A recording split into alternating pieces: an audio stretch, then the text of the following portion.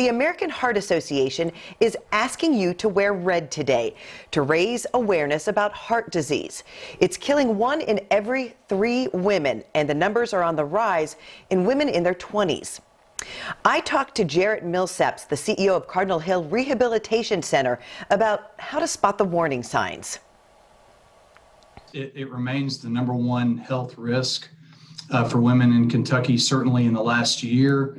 As we have experienced the COVID pandemic, that has brought the significance of heart disease and how COVID has interrelated with that to the forefront, and continues to emphasize the need that we have as health professionals and members of this community to advocate for women to get their checkups, to become educated, and to be informed about what their options are. I think sometimes too, as women, we're the caretakers and sometimes may not be as aware of some of the warning signs. What would you tell women? What do we need to be looking out for that's a sign of trouble?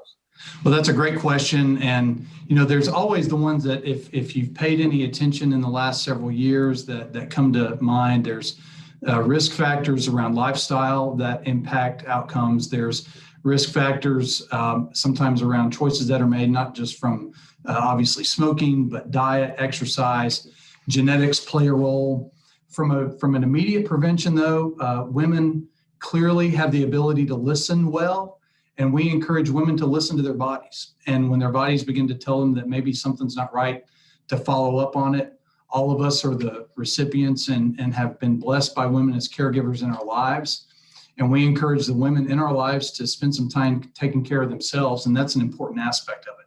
So if you have any shortness of breath, any sincere chest pain, any stomach upset that doesn't resolve itself, we encourage you to follow up with your primary care physician, to ask questions, to be informed.